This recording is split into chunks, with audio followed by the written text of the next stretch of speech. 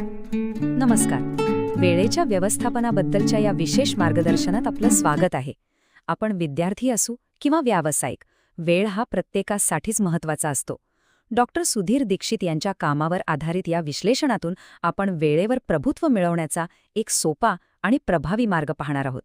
चला, या प्रवासाची सुरुवात करूया ॲल्डस हक्सले यांच्या एका खूप खोल विचाराने. ते म्हणतात की या जगात फक्त एकच गोष्ट आहे जी आपण निश्चितपणे सुधारू शकतो, आणि ती म्हणजे आपण स्वतः. आणि खरं तर वेळेच्या व्यवस्थापनाचा पायाच हा आहे. वेळेला नाही तर आधी स्वतःला मॅनेज करायला शिकणं. तर आज आपण काय काय पाहणार आहोत? सगळ्यात आधी वेळ जातो कुठे हा जो सगळ्यांनाच प्रश्न पडतो तो समजून घेऊ. मग वेळेची किंमत कशी ओळखायची, 80-20चं यशस्वी सूत्र काय आहे, स्वतःचा ॲक्शन प्लॅन कसा बनवायचा, कामातले अडथळे दूर करून फोकस कसा वाढवायचा, आणि शेवटी आपल्या प्रगतीचा आढावा कसा घ्यायचा, हे सगळं आपण पाहूया. चला तर मग सुरुवात करूया पहिल्या मुद्द्यापासून. वेळेचा विरोधाभास म्हणजे वेळ नेमका जातो तरी कुठे? आपल्या सगळ्यांनाच अनेकदा असं वाटतं की अरे, दिवस कधी संपला कळलंच नाही, कामाचा डोंगर तसाच आहे आणि वेळ मात्र संपला.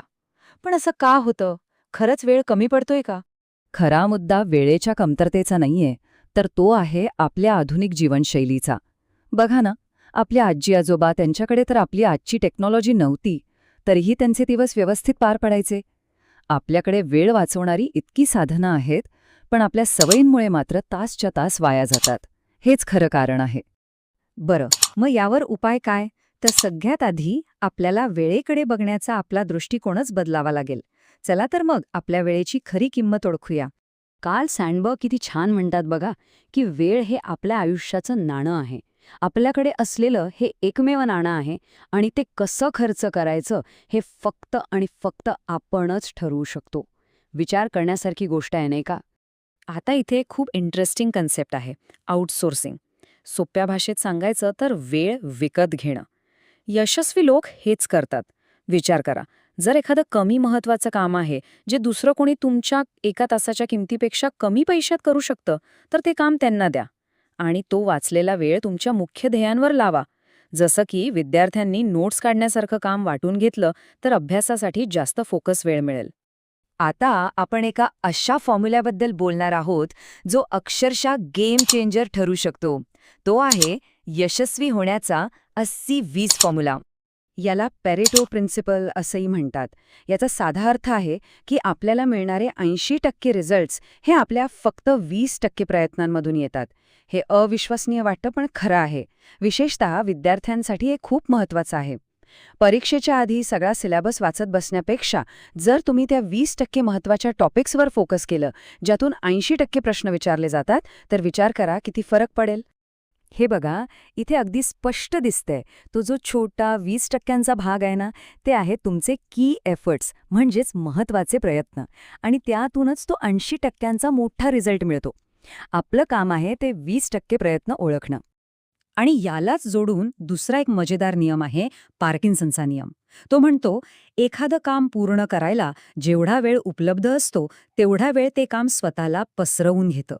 नाही का होत असं? जर कॉलेज असाइनमेंटसाठी 1 आठवड्याची मुदत असेल तर ते काम 1 आठवडा चालतं. पण तीच मुदत 2 दिवसांची असेल तर ते 2 दिवसातही पूर्ण होतं. म्हणजे डेडलाईन खूप महत्वाची आहे. ठीक आहे, मग हे सगळे नियम समजले. पण आता यांना वापरायचं कसं? चला तर आता आपला स्वतःचा एक ॲक्शन प्लॅन म्हणजे कृती आराखडा तयार करूया. यासाठी 4 सोप्या पायऱ्या आहेत. पहिली आणि सगळ्यात महत्वाची, टाईम लॉग ठेवा. म्हणजे तुमचा प्रत्येक तास कुठे जातोय हे लिहून काढा. सुरुवातीला विचित्र वाटेल, पण यामुळे कुठे वेळ वाया जातोय हे लगेच कळेल. दुसरं, तुमची ध्येय अगदी स्पष्ट असली पाहिजेत. तिसरं, त्यानुसार एक वेळापत्रक बनवा. काम, अभ्यास, कुटुंब, आराम सगळ्यासाठी वेळ हवा. आणि चौथं, प्रत्येक कामाला डेडलाईन लावा. पार्किन्सनचा नियम लक्षात आहे ना? चला, प्लॅन तर तयार झाला. पण प्लॅन कितीही चांगला असला तरी तो अंमलात आणण्यासाठी लागते एकाग्रता. आणि आजच्या जगात हेच सगळ्यात मोठं चॅलेंज आहे. तर मग या अडथळ्यांवर मात कशी करायची? आपल्याला वाटतं की आपण मल्टीटास्किंग करून वेळ वाचवतो. पण खरं सांगू, मल्टीटास्किंग ही एक मोठी अंधश्रद्धा आहे. आपलं डोकं एकाच वेळी 2 कामांवर 100% लक्ष देऊच शकत नाही. ते फक्त इकडून तिकडे उड्या मारत असतं. या उलट सिंगल टास्किंग म्हणजे एका वेळी एकच काम, याने कामाची क्वालिटी तर वाढतेच, पण ते लवकरही होतं. मग हे अडथळे दूर कसे करायचे? काही सोप्या गोष्टी आहेत. जसं की काम करताना फोन सायलेंटवर ठेवा किंवा दुसऱ्या खोलीतच ठेवा. कोणी कामाच्या मध्येच बोलायला आलं तर त्यांना नम्रपणे सांगा की तुम्ही एका महत्त्वाच्या कामात आहात. छोटी छोटी कामं जसे की ईमेल चेक करणं ती एकदम दिवसाच्या शेवटी करा. आणि हो, सगळ्यात महत्त्वाचं, प्रत्येक गोष्टीला हो म्हणायची सवय सोडा, नाही म्हणायला शिका.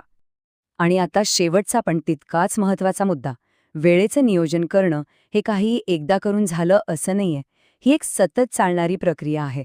त्यामुळे आपल्याला सतत शिकत राहावं लागेल आणि आपल्या प्रगतीचा आढावा घेत राहावा लागेल. यासाठी एक खूप प्रभावी पद्धत आहे, वीकली ऑडिट.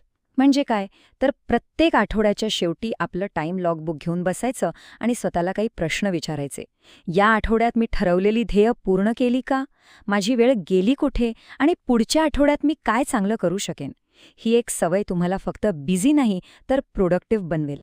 बेंजामिन फ्रँकलिन यांनी म्हटल्याप्रमाणे ज्ञानामध्ये केलेली गुंतवणूक सर्वोत्तम व्याज देते. आपल्या स्वतःच्या सवयींबद्दल शिकणं, स्वतःला सुधारणं हीच सर्वात मोठी गुंतवणूक आहे. आणि शेवटी यामुळेच आपला वेळ वाचणार आहे. तर मग ह्या सगळ्या चर्चेनंतर मूळ प्रश्न हा नाही की तुम्ही वेळेचं नियोजन कसं करणार आहात. मूळ प्रश्न हा आहे की तुम्ही स्वतःचं नियोजन कसं करणार आहात. कारण खरी लढाई घड्याळाच्या काट्यांशी नाही तर आपल्या स्वतःच्या सवयींशी आणि निवडींशी आहे. आणि यावर जो विजय मिळवतो तोच खरा वेळेचा बादशाह बनतो.